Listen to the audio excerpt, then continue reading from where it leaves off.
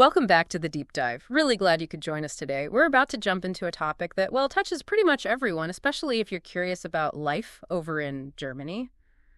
Leben in der Stadt? Life in the city. Exactly. And we want to explore just how, varied and nuanced that whole experience can be there.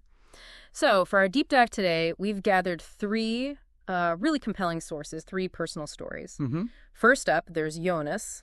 He's a young adult, just moved to the big city. Okay. Then we've got Frau Kruger, an older woman who's lived in the same city her whole life. Wow. Okay. A long-term perspective. Totally. And finally, Mila, a child who's actually growing up right there in the middle of it all. So three really distinct windows into city living. That's right. And our mission today really is to unpack those nuances of urban life. We'll look at the common challenges, sure, but also the joys, maybe the unexpected ones.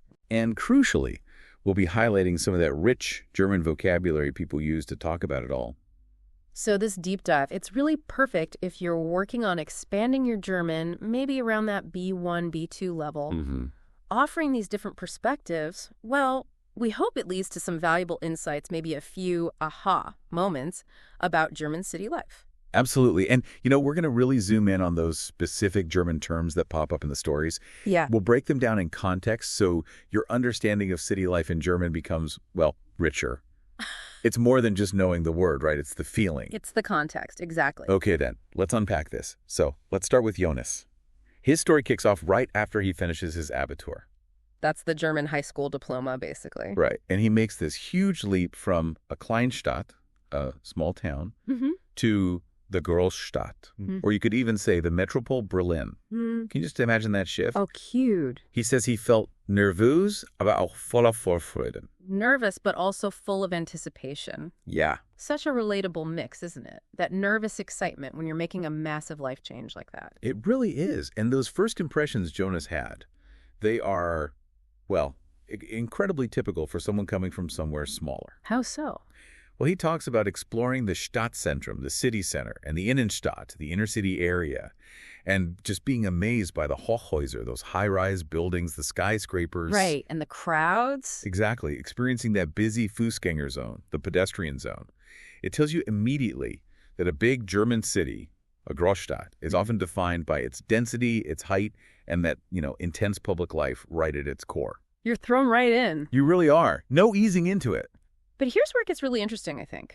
That classic clash between what you expect and, what you get. The reality check. Yeah. Jonas quickly hit the Schattenseiten, the downsides. He mentions the Lärm, the constant noise, and Luftverschmutzung, the air pollution. Common city complaints. But what really got to him was the Anonymität, that feeling of being anonymous. Ah, yes. Which was such a shock compared to the Gemeinschaftsgefühl, that real sense of community he had back in his small town. That contrast is stark. It really highlights how a city can be thrilling, but also, pretty isolating sometimes. Definitely. And that initial struggle with anonymity, it's such a common thing for newcomers, as you said. It's that weird paradox, isn't it? Surrounded by millions, but you can feel completely alone. Totally. But what's great about Jonas's story is how he actively tried to tackle it. He didn't just, sit back. Right. What did he do? He made an effort to build Nachbarschaft connections, like neighborhood ties. He went to a Stadtteilfest. A district festival. Exactly. And even more surprisingly, maybe, a neighbor invited him to join an Urbanes Gärtnern project. Urban gardening. In Berlin. In local Grüngebiet, a green space. His surprise at actually finding these Grünflächen, these green areas, right in the city. Yeah, I can imagine. It shows that cities often have these hidden pockets, these opportunities for community that maybe you don't expect. You just have to look for them, or sometimes stumble upon them. That's a great point. It forces you to be a bit more proactive. Definitely. Okay, so let's talk about getting around. Mobility in a city is, it's everything, isn't it? Absolutely crucial. Jonas had to get used to öffentlicher Verkehr, public transport, pretty quickly. He relies mostly on the U-Bahn, the subway, to get to university. Makes sense. And he points out the hervorragende Verkehrsanbindung, the excellent transport connections, which is, often a huge plus in big cities. Freedom without needing a car. A massive advantage. But there's always a but, isn't there? Always. What's the catch here? Well, that convenience comes with its own frustrations. Jonas learned about the joys of the Stau traffic jams. Oh, yes. Or waiting for a Verspätet-Straßenbahn, a delayed tram. Been there. And sometimes even experiencing Langgelegter Busverkehr, where the bus service is just completely paralyzed, stuck. Oof. Right. So it really makes you think, what are the trade-offs with urban mobility? Exactly. You gain freedom from car ownership, but you become dependent on this huge, complex system. With all its own hiccups and delays. Precisely. It's not always smooth sailing. And that actually leads us perfectly to Frau Kruger. She gives us a totally different angle on this. Okay. The long-term resident. Yeah. As an older woman, she really, really values that Gut-Verkehrsverbindung. Good transport links are vital for her. How so? She uses the Straßenbahn, the tram, or the U-Bahn to get to her arts, the doctor or the Krankenhaus, the hospital, easily. Right. Essential services. Exactly. She just doesn't need a car. The Nahverkehr, the local public transport, takes her everywhere she needs to go. So for her, it's pure enablement.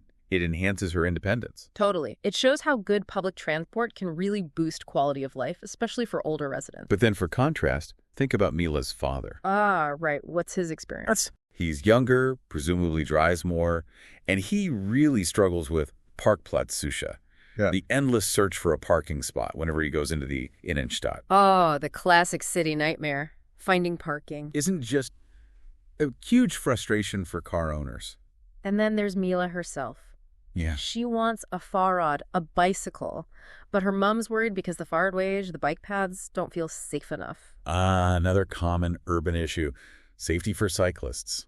So when you put it all together, what does it tell us about getting around the city? Well, it shows that urban mobility is this really complex patchwork, isn't it? Yeah. You've got super efficient public transport side by side with the headaches of driving and parking, and then the risks and rewards of cycling. Everyone kind of finds their own way through it, adapting to the city setup, its good points and its bad points. It's this constant balancing act. That's a good way to put it, a balancing act. Okay, let's shift gears a bit. Let's talk about what I think is the real heart of the city. The people, the community, and those essential green spaces. The human and environmental side. Exactly. Frau Kruger talks really vividly about her Nachbarschaft, her neighborhood, and her Hausgemeinschaft. The community within her apartment building. Yes, precisely. And how they actively fight against Einsamkeit, loneliness, which, can definitely be a thing in big cities. How do they do that? Through shared stuff. Organizing little parties, helping each other out with Mülltrennung, that's waste separation. Ah, very German. Huh, indeed. And even looking after a small garden behind their Hochhaus, their high-rise building. That's lovely. It shows that real community can thrive, even in these dense urban settings. It really does. It's tangible. And what's really striking, I think, is how important Grünflächen, those green spaces, are for all three of our people. Yeah, that came through strongly. Frau Kruger takes her daily walk in a park. Mila plays in a park near her Wohnviertel, her residential area. Right. And Jonas, he found that urban gardening project. Exactly. These green spots offer this vital escape from the lärm, the noise of the city. A bit of peace and quiet. More than just quiet. They're places to relax, to play, for social interaction. They're like the city's lungs, aren't they? Breathing space. Yeah, breathing life into the concrete jungle, as they say. Well put. And talking about green spaces naturally brings us to Nachhaltigkeit, sustainability, and Umweltschutz, environmental protection. That theme runs through all the stories, too. How so? Well, Jonas, at university, he's learning all about the Stadtklima, the urban climate, and Umweltbelastung, environmental pollution. Okay, academic perspective. Yeah, and practical things like reducing co-ausstoß, carbon emissions. Right. Then you have Mila. Her school has an Umwelttag, an environment day, and she's learning about Mülltrennung, waste separation there. So it's starting young. Exactly. And what's really cool is seeing how these younger people, Jonas and Mila, are bringing these ideas like urban gardening into Frau Kruger's Stadtviertel, her district. Ah, so there's an intergenerational aspect too. Seems like it. They're actively helping shape the city, making it maybe more livable, more sustainable. That really reflects a growing awareness, doesn't it? A collective push to make cities better places to live, environmentally speaking. Yeah. It's not just about living in the city, but actively engaging with it, trying to improve it. That connection between personal well-being and environmental action is, I think, quite characteristic of modern German cities. Especially with things like Urbain's Gartenern taking off. Precisely. It empowers people to contribute directly. Okay, now for the fun stuff. Let's talk about the bunte Leben, the colorful, vibrant life.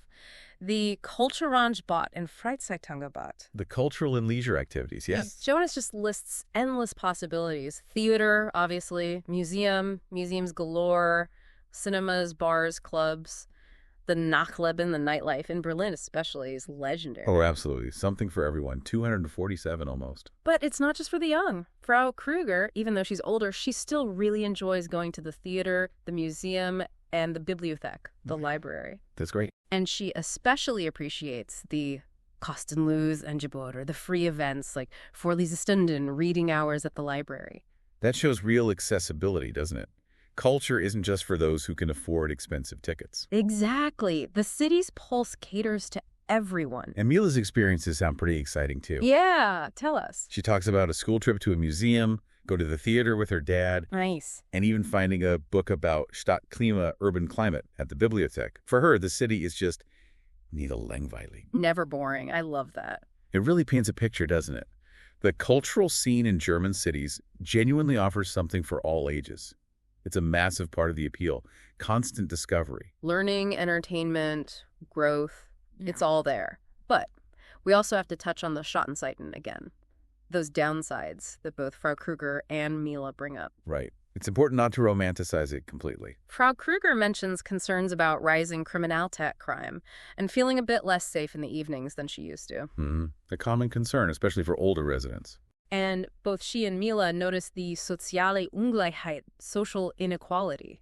It's visible. How so? Specifically the presence of obdachlos, homeless people, near train stations or just on the streets. Yeah, that's a tough reality in many large cities. It is, and we have to acknowledge it. It's part of the picture, too. And what's really quite profound is how these different viewpoints, the older resident, the child, perceive these issues. How do you mean?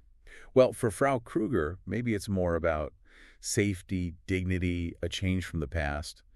For Mila, perhaps it's just an early awareness, a question forming about why things are like that. Fairness. Yeah, I see that. These challenges, like soziale Ungleichheit, they're tangled up with the city's identity.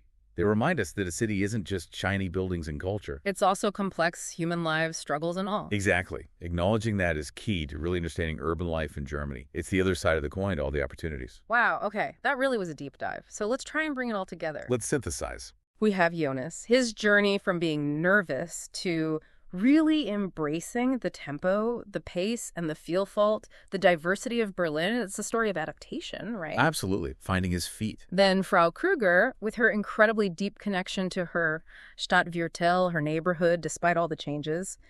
That speaks to resilience, to finding home. A sense of belonging built over decades. And little Mila, her simple joy in discovering things and her dreams, maybe of getting involved with an urban garden herself someday. Yeah. It just reminds you of the hope and potential in every new generation of city dwellers. Yes, these stories together, they paint such a vivid picture. The core message. City life. Well, it can be loud, definitely colorful, sometimes exhausting. For sure. But it's also undeniably lebendig, vibrant, and alive, often open, and voller Möglichkeiten, just packed with possibilities. And the thread running through it all is that human knack for adapting, for finding your own little niche within the Großstadtdschungel, that urban jungle. I like that term, Großstadtdschungel. It fits, doesn't it? And it makes you wonder, doesn't it? How do cities shape us? But also, how do we shape them back? It's this constant back and forth. This symbiotic relationship. That's a great way to think about it. Well, that was genuinely fascinating, a real deep dive into Leben in der Stadt. We've seen just how dynamic, how multifaceted city life in Germany can be. And along the way, we've navigated some really rich German vocabulary, from understanding Anonymität and seeking Grünflächen to acknowledging tough stuff like soziale Ungleichheit. Exactly. And hopefully that's been useful for you listening, especially if you're building your German. So now I want to leave you with a little something to mull over. Okay. After hearing these stories, what aspects of city life really resonate most with you? Is it the culture, the challenge of community, that daily transport dance? Good question. And maybe think about this. What hidden Grünflächen, those green spaces or pockets of Gemeinschaftsgefühl, that community spirit, might be waiting right there, to be discovered in your own environment wherever you happen to be. That's a wonderful thought to end on, something for all of us to consider. We really hope today's journey gave you some fresh insights into German urban life and maybe sparked some curiosity to keep exploring all that great vocabulary around daily life and the environment. Until next time on The Deep Dive.